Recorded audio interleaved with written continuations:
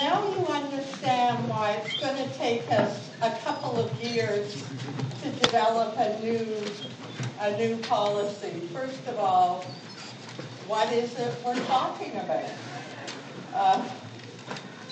Thank you, Professor Sullivan. I'm going to ask the two of you if you would come back.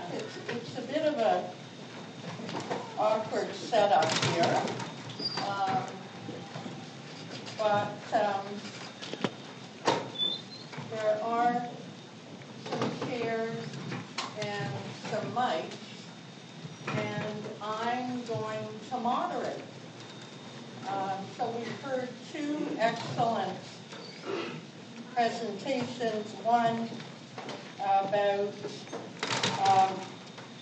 some of the history in Canada of faith, secularism, things of the past, how are those issues playing out for real people in 2012, and we heard about the challenges of regulating religion, figuring out what it is, men's versus women's, and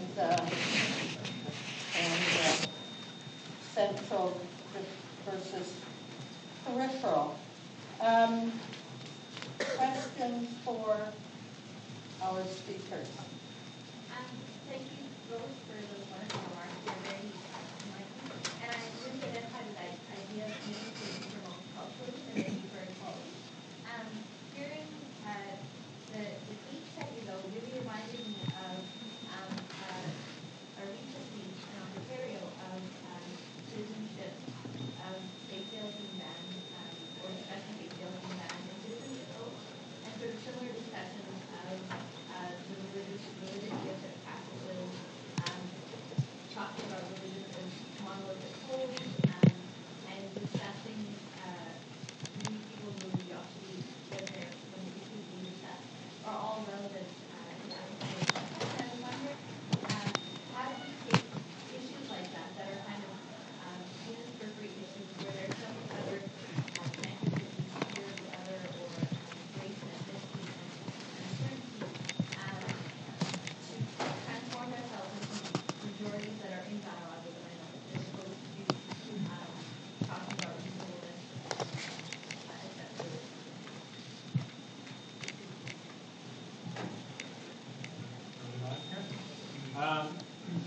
Yes, this was for people who don't know, Jason Kenney announced that people who would be swearing the citizenship oath would have to remove any thing from their face to make sure that they were saying it as if, in a group of 20 people, you could tell if somebody was mouthing the words or saying the words. This reminds me of the same controversy around around voting. One of the ways around that would be to mail in your ballot.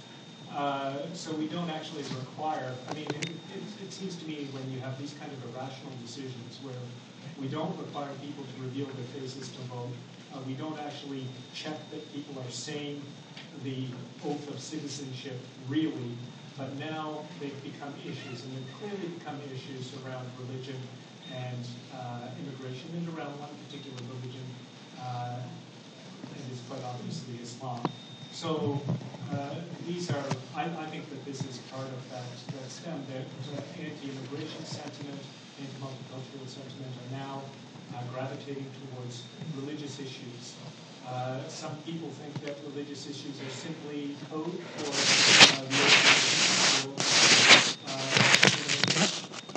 intolerance and xenophobia.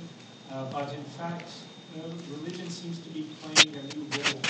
These new analyses put forward by social scientists who don't take religion seriously. Real discrimination could not be based on something as outdated as religion.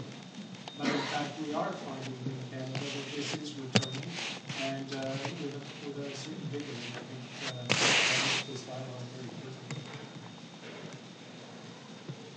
Thank you. Up here, and then there, and then down here. Thank you, Commissioner Barahol, and thank you both, Professor Before the question, I want to make just one comment that it is important to recognize and acknowledge we are on original land, historical original land, and unfortunately throughout history, Aboriginal community have been imposed and oppressed by the settlers, including the imposing of Christianity on them. So when we talk about secular Canada, history does not support that. But my question is to do with maybe perhaps Professor Seljak, if you mentioned about the new ways of politics being played around ethnicity and religion, and the new initiative by the Prime Minister to impose or to reinstate the Office of Faith and Religion. And also Professor Sullivan, about regulating religion. It would be interesting to hear your views about the organized religion in the U.S., especially when we hear former president talk about the Crusades and the increase now of right-wing Christians in the U.S., who in many instances have no difference with bin Laden and his time when it comes to extremism and hate. So if you could share with us some of your views on that.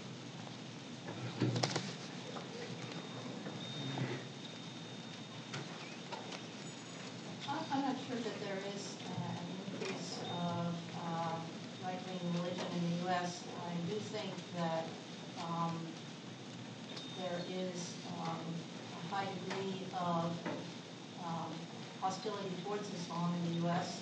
I don't think that comes only from conservatives or right-wing people. In fact, I would say that the disdain for Islam is disturbingly mainstream in the U.S. And that the so-called right-wing gets scapegoated in this respect. I think it's quite respectable to be hostile to Islam in the U.S.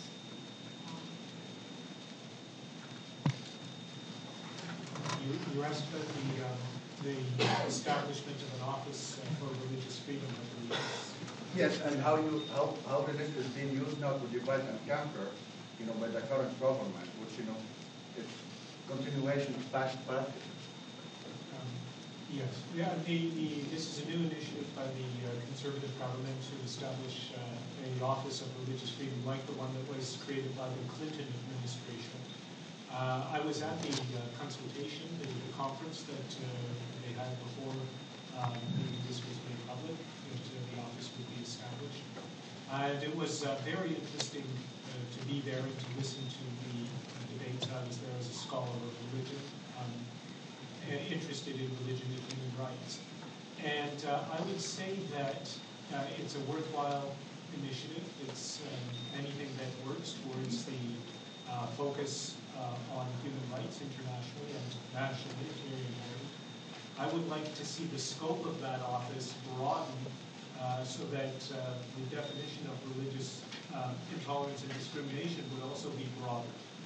It seemed to me that we spent an awful lot of the day talking about persecution of Christian populations. One of the speakers said that, in fact, when you're talking about religious persecution around the world today, the denial of religious freedom, you're mostly talking about Christians being persecuted. I think the figure he threw out was 80%.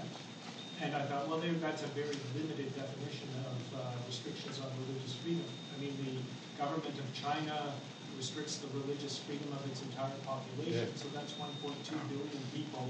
On the Chinese side, Christians have to catch up to that figure if they want to be number one. So I would like to see them broaden their definition of religion, because as Dr. Sullivan was showing today, you only protect that which you see, and that which you see is determined by your definition of what religion is.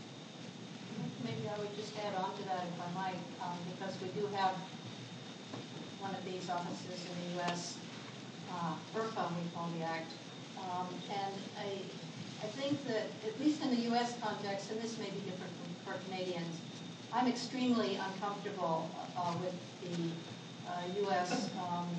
Holding itself up as a beacon of religious freedom and running around the world telling people what to do. I really don't think that's useful or productive or moral. Hi. Religious accommodation accommodation has been talked about in the modern sense for the last 40 years. I'll just give you an example of my school, my public school education here in Toronto. So when I started grade 1, we were singing God Save the Queen and saying the Lord's Prayer. Shortly after, we started O Canada and the Lord's Prayer. And some students would sit outside the classroom for the Lord's Prayer. Then we had O Canada and every prayer under the sun. Okay, we had Buddhist prayers, we had Muslim prayers, we had Baha'i prayers, everything. And still, there were people going out of the classroom. And by the end of public school, we just had O Canada. And that's what ended up soothing everyone. Now, I work in the financial industry, and there's a lot of fraud going on. So, when you have all sorts of individual rights being taken into consideration, that creates an awful lot of red tape. Now, red tape, you want a certain amount of it because that means corruption can't happen. People cannot be bribed easily. But at the same time, when you have too much red tape, corruption takes place. It gets hidden, and because there's so much unwieldy paperwork to go through. So you have a lot of fraud going on in the financial industry, and the security services aren't able to solve all the problems that are going out there. Okay, and a lot of the issues are individual. So how do you match the difference between majority security with individual rights? When is the individual accommodation too much and seeping society into corruption?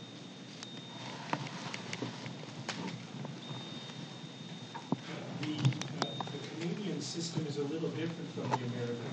It's quite interesting because these type of, as I understand it, the Supreme Court hasn't asked these orthodoxy tests, but rather if the belief is sincerely held by the individual, then it has to be accommodated and respected to the point of undue hardship.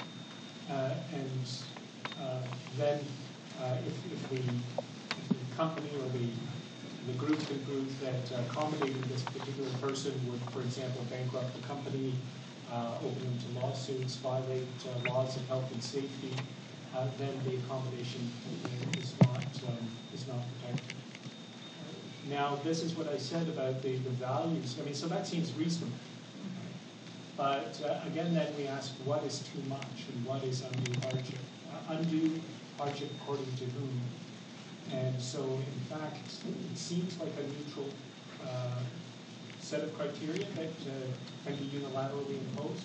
But in fact, it is a culturally bound set of criteria that I would argue have to be negotiated.